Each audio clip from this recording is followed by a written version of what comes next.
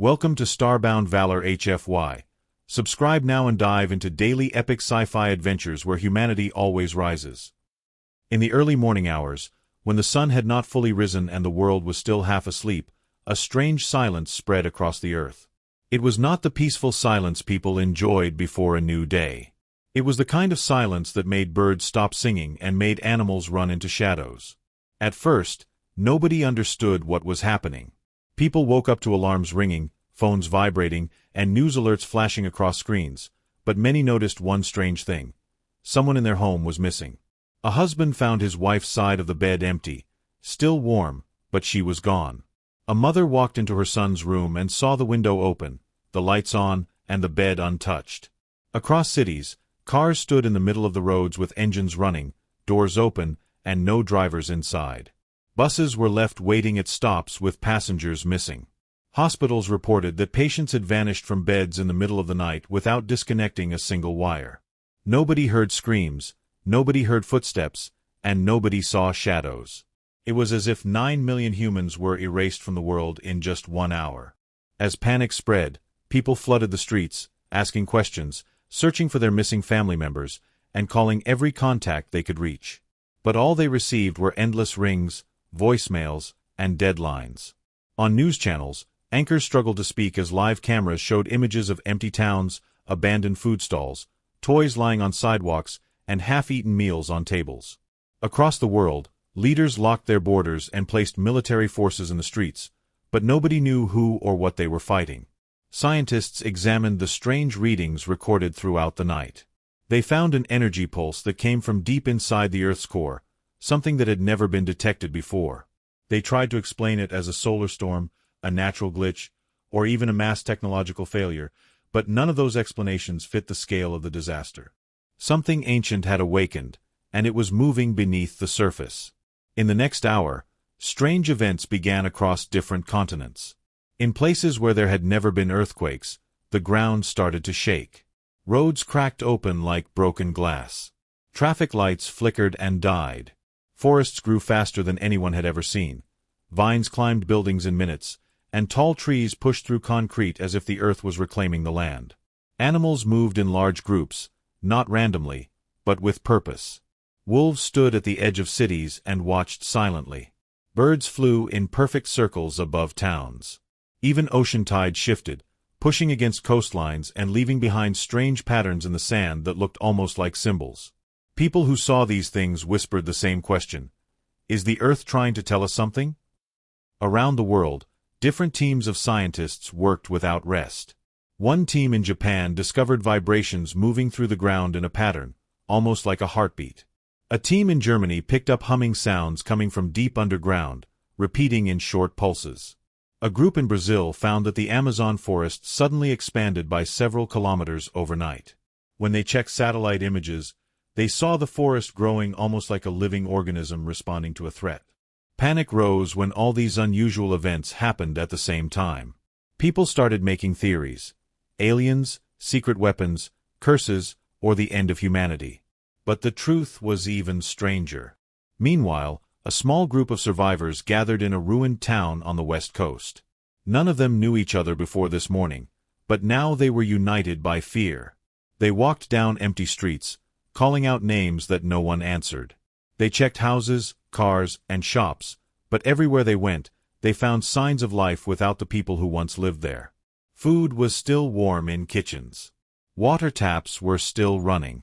Some phones lay on the ground, still recording voice messages that ended suddenly, as if someone disappeared mid-sentence. One of the survivors, a quiet man named Daniel, kept looking at the sky. He felt something watching them. "Earth feels different," he said softly. "Like it's breathing." At first, the others laughed nervously, but then they felt it too, a slow, deep vibration beneath their feet, almost like the ground was alive. Hours later, world governments finally released a public statement. They confirmed that more than 9 million people had disappeared with no trace and without warning. They admitted that the energy pulse did not come from space, but from the Earth itself. They told people to stay inside, stay calm, and wait for further instructions. But nobody felt safe anymore. Something was happening, and humanity had no control over it. The first real sign of danger appeared when a camera crew in India captured footage of a massive crack forming in the earth.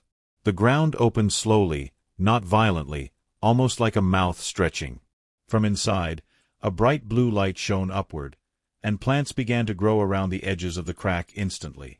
The video spread across the world within minutes. Scientists studied it and came to a terrifying conclusion. The light and the pulse were connected, and the planet was not reacting, it was acting with intention. While the world watched in fear, another global tremor hit. This one was stronger. Lights flickered everywhere. Oceans rose and fell like the earth was exhaling. And then a final message came from a global research station, a decoded pattern in the Earth's vibrations. The message was simple, chilling, and left the world frozen in fear.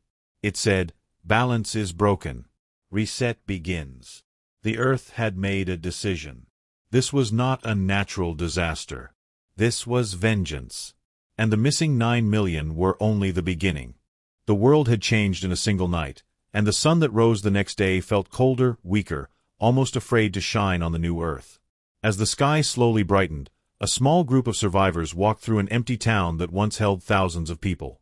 Now, the roads were silent, shops stood open with no workers inside, and houses looked alive but hollow, like shells left behind after the ocean pulls back. These survivors had not planned to meet. Fate pulled them together. Daniel, the quiet man with sharp eyes, felt something unusual since the moment he woke up to find his sister gone. Emma, a young woman who once worked as a nurse, held a small flashlight even in daylight, shaking every time she heard the ground hum.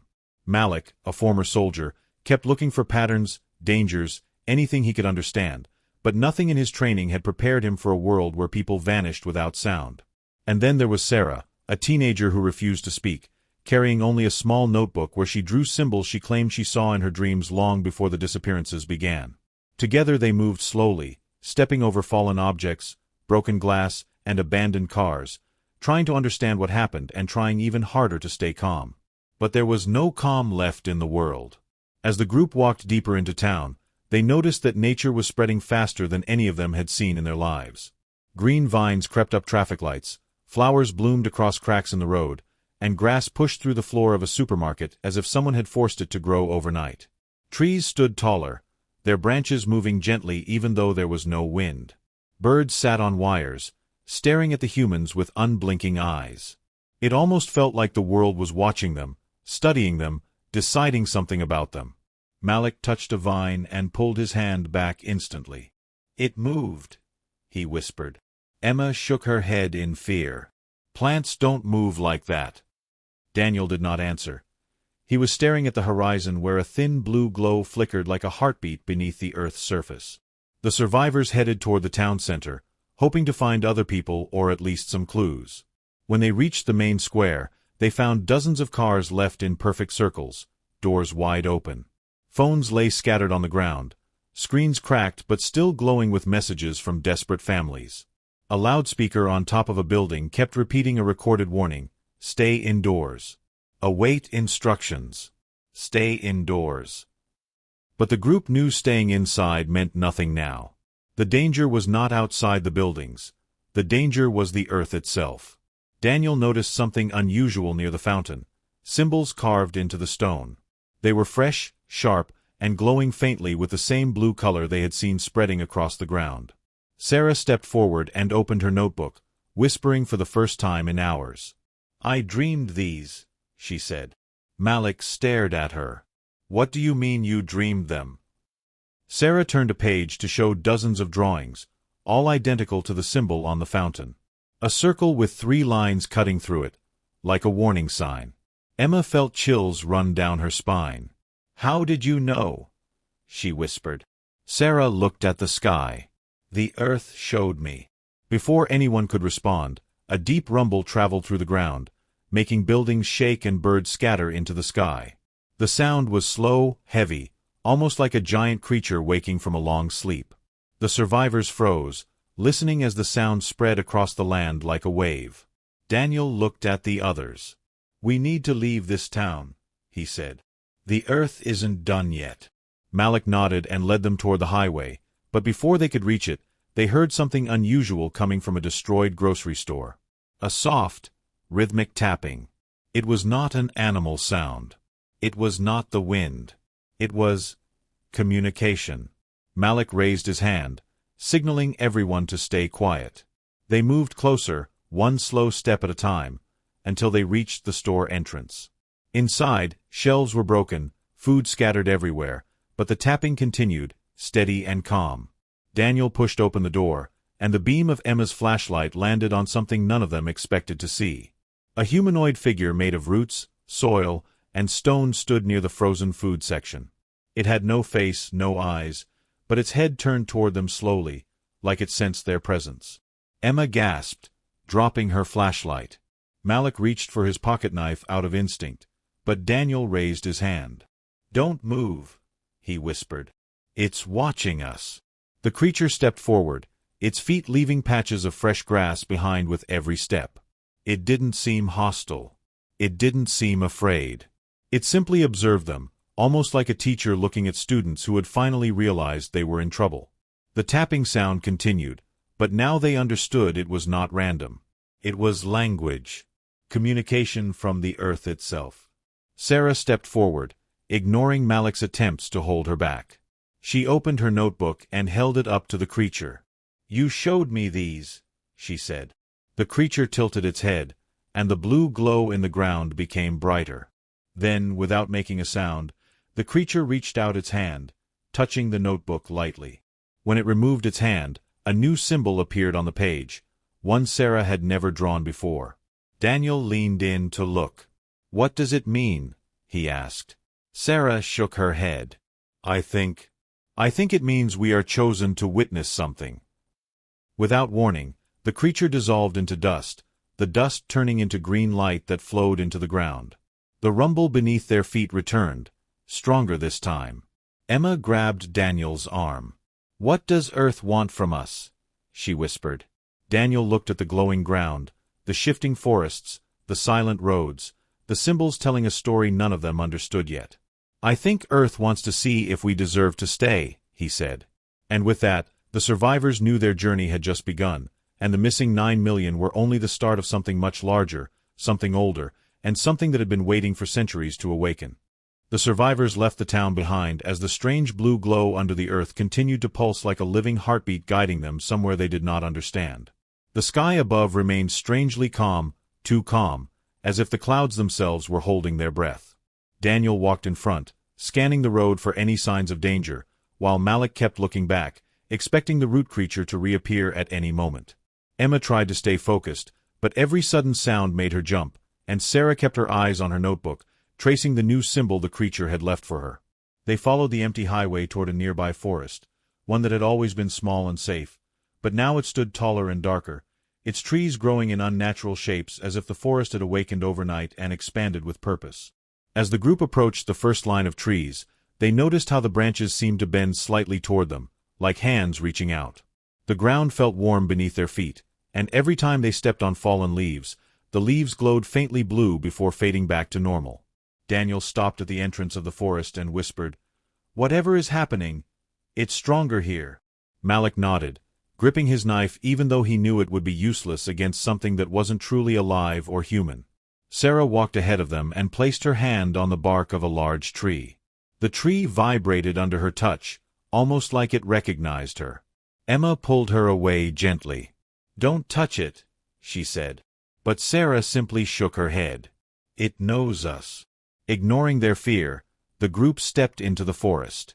The deeper they walked, the thicker the air became, filled with a strange smell, something like wet earth mixed with electricity. The sounds of the forest were different too. No birds, no insects, no rustling leaves. Only the steady hum of the earth's pulse, vibrating through every root, every branch, every stone. Suddenly, the hum grew louder, and the ground beneath them shook softly. Malik raised his hand for everyone to stop. Ahead of them, the trees shifted, creating an open path that had not been there moments before. Daniel swallowed hard. "The forest is moving for us." Emma's voice cracked. "Why? What does it want?" None of them had an answer. They followed the newly formed path until they reached a clearing. In the middle stood a massive tree, far older and larger than anything they had ever seen.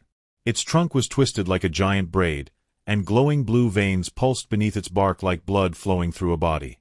As they approached, the air around them grew cold. Then, without warning, the ground split open at the base of the tree, revealing a cavern filled with swirling light. A sound echoed from inside, not a growl, not a scream, but something that sounded almost like a voice. A voice calling them. Malik took a step back. "I don't like this. We should leave." But the forest closed behind them instantly, branches weaving together like prison bars. They were trapped. The voice grew louder, forming patterns, rhythms, something like a language but older, deeper, more natural. Daniel stepped closer to the cavern and felt a pull like gravity tugging at his chest. "It's speaking," he whispered. Sarah opened her notebook again, and her eyes widened. "It's the same pattern as the symbols." She began to draw quickly, capturing the rhythm of the voice as if it was telling her a message. When the voice stopped, the forest fell silent again. Sarah looked at her drawing. "It says, 'Something is coming. Something bigger than the disappearances.'" Before anyone could react, the cavern of light exploded upward, forming a tall figure made of roots, soil, and glowing energy. This one was different from the creature they saw in the store. It was larger, more defined, with vines wrapped around its body like armor. Its face was still blank, but its presence felt heavy, ancient, and powerful. Emma stumbled backward, but the creature did not move toward them. Instead, it raised its arms slowly and pointed toward the sky.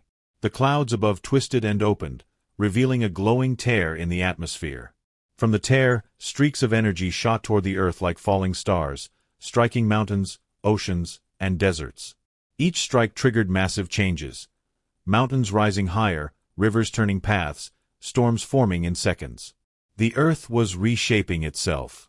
The creature lowered its arm, and its head turned toward the survivors.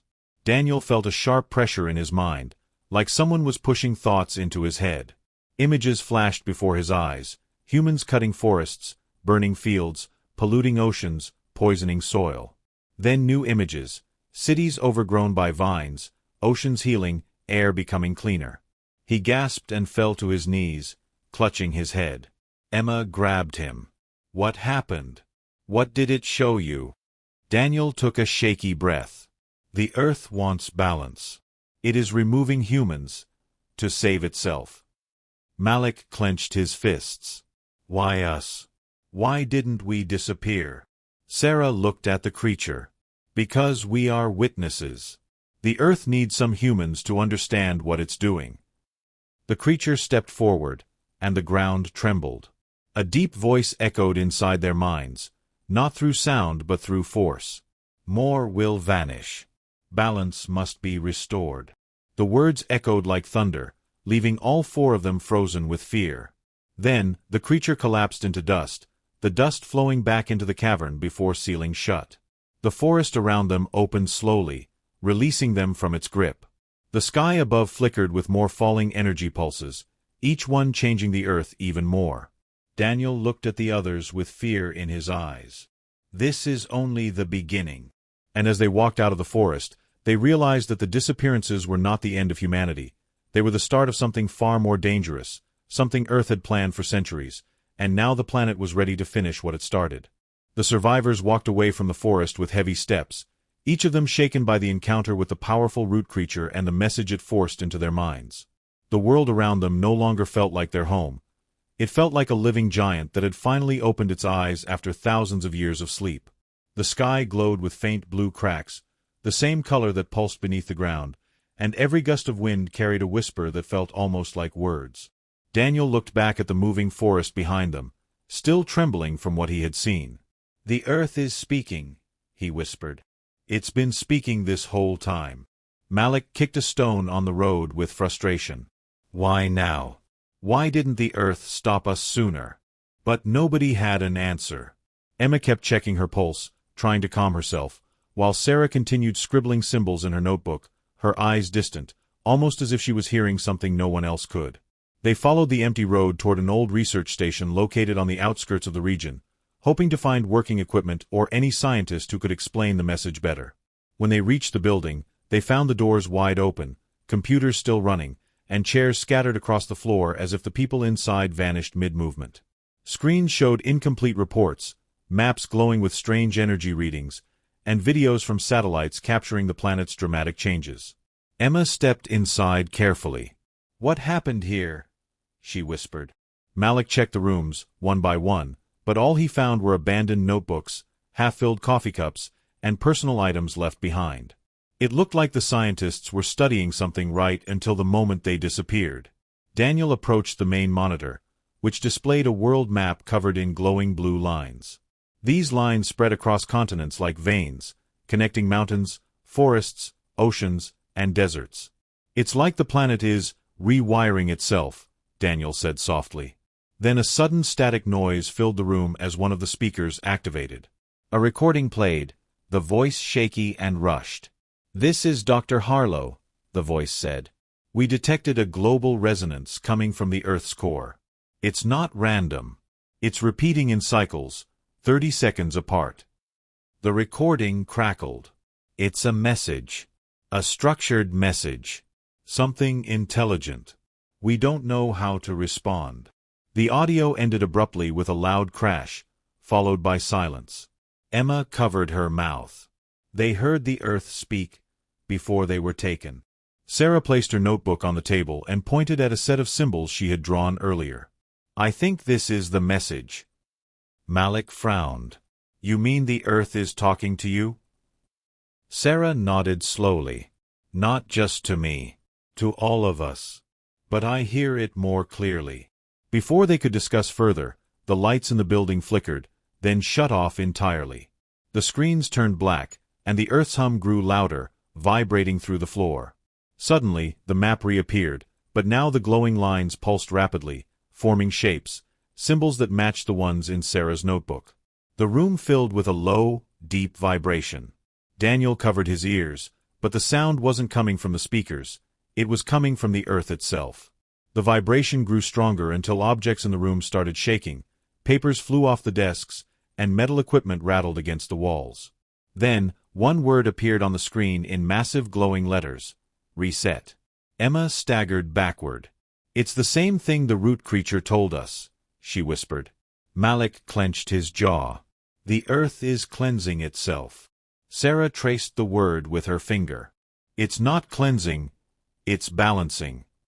The vibration stopped suddenly, leaving a ringing silence that felt just as heavy. Daniel stared at the screen, breathing hard. "The Earth is telling us what it's doing. It thinks it's necessary."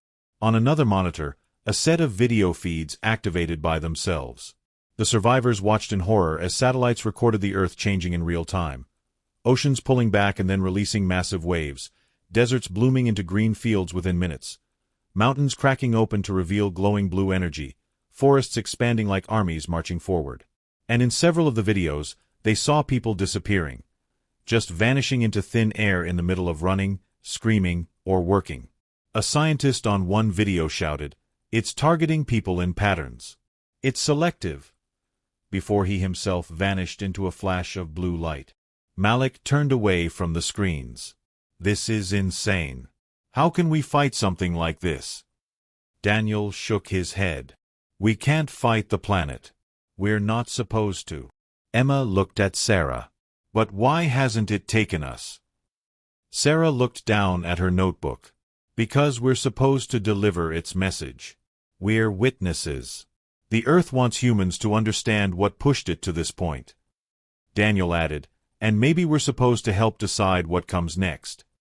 Suddenly, another message flashed on the screen, this time more complex. Sarah quickly drew the symbols as they appeared. After a few seconds, the symbols stopped, and the screen went blank. Malik growled, "What now? What does it say?" Sarah looked at her drawing and translated slowly. "It says, 'More humans will disappear.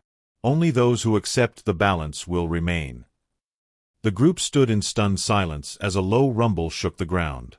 Outside the window, they saw trees growing taller in seconds, pushing against buildings. The soil rose like waves moving across the land, and the air flickered with blue sparks. The Earth was evolving faster than humans could comprehend. Daniel stepped outside and looked across the horizon. This isn't a disaster, he realized. It's a warning. A final warning. Malik looked uneasy. A warning for what? Daniel replied, for humanity to stop acting like it owns the planet. The wind blew harder, and the blue glow spread like wildfire. Sarah held her notebook tightly. The Earth's message isn't finished, she whispered. More is coming. Something bigger. And as they prepared to leave the research station, the ground split open in the distance, releasing a massive wave of blue light into the sky. Light that carried the next part of Earth's message, a message that would change everything they thought they knew about the disappearances, and about humanity's place on the living world they had taken for granted. Everything happened so fast that Ayan barely had time to breathe as he followed the hidden tunnel that led from the underground chamber to a strange metal door glowing with faint blue lines. And for a moment he wondered if he had finally reached the end of this long nightmare or if another mystery waited on the other side. But when he pushed the door open, he entered a wide circular room where dozens of screens floated in the air, each showing different people, different cities, and different moments from the past. And standing in the center was the hooded figure who had followed him since the beginning. Only now the figure slowly removed the hood to reveal an older man with sharp eyes, a familiar jawline, and a tired expression that made Ayan feel a sudden wave of shock because he was staring at someone who looked almost like him, the same features but older, stronger, and filled with a strange sadness. And the man spoke in a calm voice saying that his name was Arion and he was Ayan's future self from a world that had already fallen apart, a world destroyed because Ayan had made a terrible choice many years later, a choice that had damaged time itself. And Arion explained that he had come back not to harm him but to stop that future from repeating by guiding Ayan through these warnings, mysteries, and clues. But something had gone wrong when the Keepers discovered he was traveling through time. So they had begun hunting him and anyone connected to him, which included Ayan, his mother, and the friends who had helped him along the way. And Ayan felt anger rising in his chest because his mother had suffered. His friends had risked their lives, and he had been forced to run, hide, and fight without understanding why. So he demanded to know what mistake he was supposed to make in the future that would cause so much destruction. And Arion told him that he would one day unlock a powerful device built by the ancient Keepers, a device hidden in the ruins of the old city that had the ability to shift timelines, change memories, and rewrite reality itself. And though Ayan would think he was saving someone he loved, he would unknowingly break the natural order which would tear apart everything they knew. And now the current Keepers wanted to use Ayan to activate the device early because he was the only one with the exact genetic pattern to control it. But if he did, the destructive future Arion came from would begin even sooner. And suddenly the room shook violently as a loud alarm filled the air, screens flickered, and Arion grabbed Ayan's arm, telling him they had run out of time because the Keepers were already approaching the chamber. And Ayan felt fear but also a new determination as he followed Arion into another tunnel that led deeper underground to a chamber glowing with golden light. And there stood a tall stone structure shaped like a tower with moving symbols spiraling around it slowly like living threads of energy. And Ayan realized this must be the device Arion had warned him about, the true heart of the Keeper's power. And he stepped closer but Arion held him back, warning him that touching it would link his mind to the timeline forever and he would not be able to undo the connection. But before they could move, the Keepers stormed into the chamber wearing silver masks and carrying weapons that hummed with dangerous energy, and their leader, a woman with a deep voice, told Ayan that he was chosen to restore the timeline and that Arion was a criminal who had broken the natural laws. But Ayan no longer trusted them because everything they had done was full of lies, fear, and manipulation. So he shouted that he would make his own choice, not theirs, and chaos erupted as the Keepers fired energy beams while Arion shielded Ayan with a small device that created a dome of light. But the shield cracked quickly, leaving them only seconds. And Arion told Ayan that he must decide now whether to destroy the device and stop the Keepers forever or leave it intact and trust the timeline to correct itself naturally. But destroying it might erase every timeline including Arion's, and leaving it might allow the Keepers to eventually exploit it again. And Ayan's heart pounded as he remembered the suffering he had seen, the fear he had lived with, and the pain the Keepers had caused. So he ran toward the tower while Arion shouted for him to wait. But Ayan placed both hands on the glowing surface and felt a burning light rush through him as the symbol spun faster, the air shook, and the entire chamber began to collapse. And in that moment Ayan whispered that he would not let anyone control fate. Not the Keepers, not Arion, not even his future self. And he released all his strength, forcing the device to overload with pure energy, creating a blinding explosion that shook the entire underground world. And when the light faded, Ayan found himself lying in a quiet field under a Clear blue sky with no keepers, no tunnels, no tower, and no Arion, only silence and fresh air, and he slowly got up, realizing the world around him felt lighter, cleaner, as if the heavy chains of destiny had been cut, and he wondered whether he had changed the timeline or simply created a new path.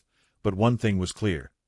He was free, his mother was safe somewhere out there. And the future was no longer written by anyone else, only by him, and with a deep breath he started walking toward the horizon, ready to face whatever new world he had brought into existence. Ion walked across the open field with the sun warm on his face and a soft wind touching the grass around him, and for the first time in many days he felt no fear behind his back, no strange footsteps following him, and no shadows waiting to pull him into danger. Yet his mind kept turning with questions about what had happened underground and whether the world he had awakened in was the same or something entirely different. And as he moved forward, he noticed that the sky looked a little brighter, the colors seemed sharper, and the air felt cleaner, almost as if reality itself had been refreshed, and he wondered if destroying the device had repaired the timeline or created a brand new one shaped by his final decision. But he had no choice except to find answers, so he continued walking until he reached a small dirt road that led to a village he did not recognize. A peaceful place with small houses made of wood and stone, smoke rising gently from chimneys, and people working in gardens with calm smiles as if they had never known the fear and chaos of the keepers. And when Ion stepped closer, a young boy noticed him and waved happily, calling for his mother, who came out of a nearby house holding a basket of fresh vegetables, and she looked at Ion with kind eyes and asked if he was lost, but Ion hesitated because he did not know what to say, not even sure if these people existed in his old world or if they belonged to this new timeline. So he simply nodded, and the woman invited him to sit by the well where she offered him water and bread, and as he ate quietly he could not stop thinking about his own mother, whether she was alive in this world, whether she remembered him, or whether time had erased everything and given her a new peaceful life without fear, and the thought made his chest tighten because he wanted to see her but also feared what he might discover. So after thanking the woman he asked if there was a larger town nearby, and she pointed to a distant hill, saying that beyond it there was a place called Rivendell where travelers often passed through.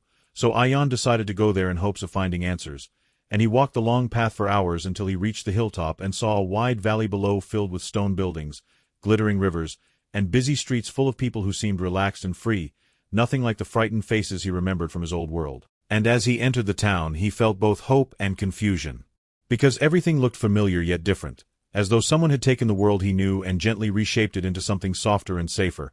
And while he explored he noticed shops with friendly owners, children running in the streets without worry, and guards standing near gates who looked like normal protectors instead of secret hunters serving the keepers. And for a moment Ion wondered if the keepers even existed in this timeline, or if they had vanished completely when he destroyed the device, and he felt a strange mix of relief and responsibility because if they were gone, then he was the reason this new piece existed. But if they were hiding somewhere in the shadows, then he had to stay careful. So he continued walking until he reached a notice board in the town square covered with papers, announcements, and drawings. And as he studied the board his heart suddenly jumped because one of the papers showed a sketch of a woman who looked exactly like his mother. The same soft eyes, the same warm smile, and the same shape of her face that he remembered so clearly. And the paper described her as a healer who lived on the west side of the town and helped sick villagers for free.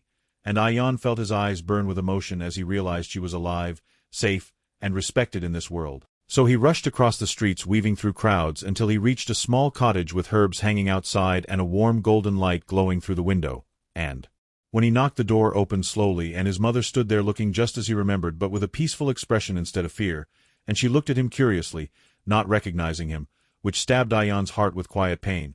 But he smiled softly and asked if she could help a tired traveler, and without hesitation she invited him inside, offering him tea and a place to rest. And as he watched her move around the room he felt both happiness and sadness because though she did not know him, she was safe, calm, and living a life free from the dangers of the keepers, and he realized that maybe this new world was better for her, even if he had to remain a stranger in it. And later when she asked where he came from he simply said he was searching for purpose, and she nodded kindly as if she understood, giving him advice about taking life step by step and trusting that every path had a reason. And Ion listened to her voice, feeling warmth fill his chest, knowing that even if she did not remember him, he could still protect her from afar. But before he could speak again the ground outside trembled slightly, a soft but noticeable shake that made both of them look toward the door, and Ion felt a faint chill because the tremor reminded him of the old world, the earth shaking whenever the device activated or when time was disturbed. But this tremor was weaker, almost like a whisper rather than a threat, and he wondered if it was just nature or a sign that the timeline was still adjusting to his choice.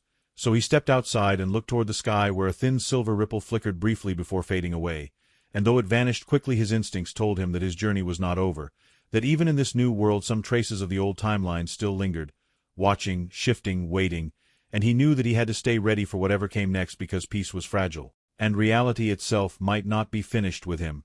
But as he stood in the soft evening light with the warm sounds of the town around him, he whispered to himself that no matter what challenges returned he would face them, not as a scared boy running from shadows but as someone who had already rewritten destiny, and now he would protect this new world, his mother, and anyone touched by his choices, and with a steady breath he walked back into the cottage ready for the next chapter of his life to begin.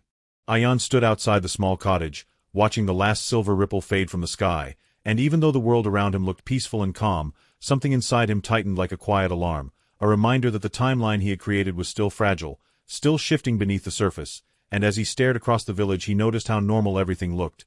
Children laughing, merchants calling out prices, birds sitting on rooftops. But to him it all felt like a thin layer of paint hiding something deeper, something waiting for the right moment to break through. So he decided to walk through the streets again to see if anything else was strange, and while he moved past the people he kept his senses open, listening for odd sounds or watching for unusual movements, and though everything seemed normal at first, he soon spotted a man standing completely still at the edge of the marketplace, staring directly at him with cold, unblinking eyes, eyes that reminded Ion of the keeper's, not in shape but in feeling, like someone who saw more than he should, and as Ion changed direction to walk away, the man turned slowly and disappeared behind a stone wall without making a sound, and something about that silent movement sent a chill down Ion's spine, pushing him to follow, but when he reached the corner the man was gone, leaving only a strange symbol drawn in the dirt. A small spiral shape with 3 sharp lines cutting across it, and Ion knelt down to study it, touching the dirt gently, but when his fingers brushed the symbol the ground trembled again, slightly stronger this time, and the hairs on his arms rose because the tremor felt like a heartbeat, steady, alive, as if the world itself was responding to the symbol, and he quickly brushed it away before anyone else could see it, knowing that if the timeline was unstable he needed to protect these innocent people before fear spread through their peaceful lives. As he stood up he noticed another strange detail. The sky, once bright and clear, now carried a faint shimmering wave, almost invisible unless someone looked closely, and Ion realized that the ripple was spreading across the horizon like a thin crack forming in glass, and if it continued the world might break open again, letting the old timeline's dangers leak through, so he hurried back to his mother's cottage, hoping she might understand something or at least offer a clue hidden in this new version of her life. But when he entered she looked worried, telling him that villagers had felt the tremors too and believed something ancient under the ground was awakening, something that had been sleeping for generations, and though she spoke calmly Ion could tell that she felt the same quiet fear he was trying to ignore, so he told her he would go to the town elders to learn more, but she grabbed his arm gently, asking him to be careful, because the tremors reminded her of old stories. Her grandmother once told stories about a time before humans lived peacefully, a time when the earth punished those who disturbed its balance, and hearing those words made Ion go still because they matched the legends from his old timeline, the ones the keepers used to justify their actions, which meant either the stories existed naturally in this new world or something else had carried them over.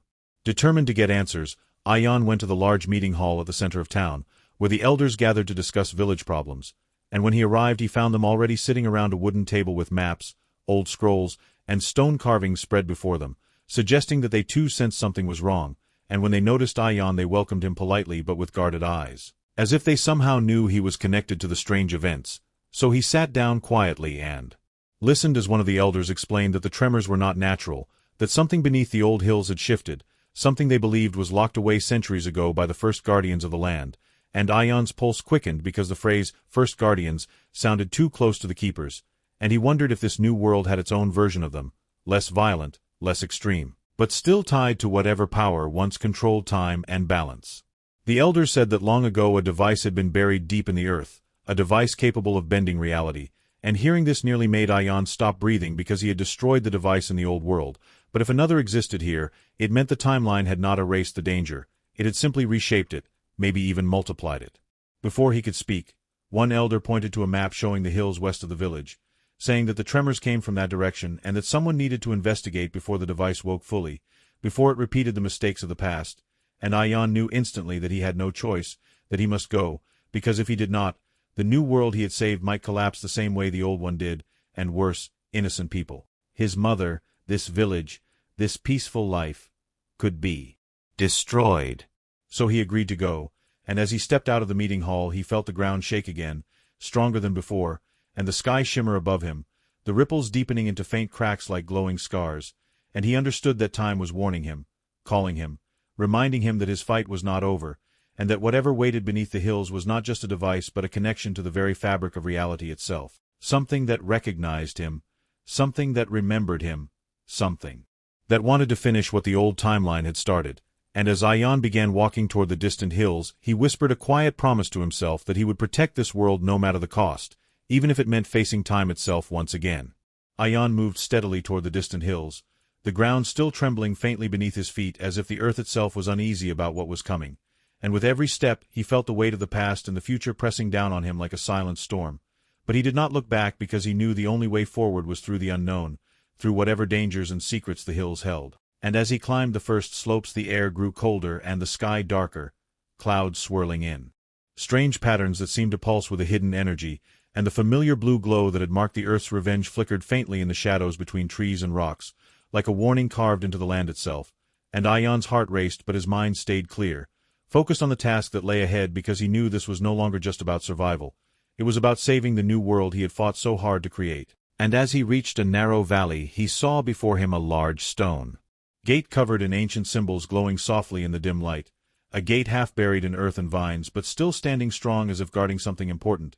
And Ion touched the stone, feeling a vibration run through his fingers and a voice inside his head whispering words he did not understand but that stirred a deep memory within him, a memory from a time before time, and with a deep breath he pushed the gate open slowly, the sound echoing like thunder in the quiet hills.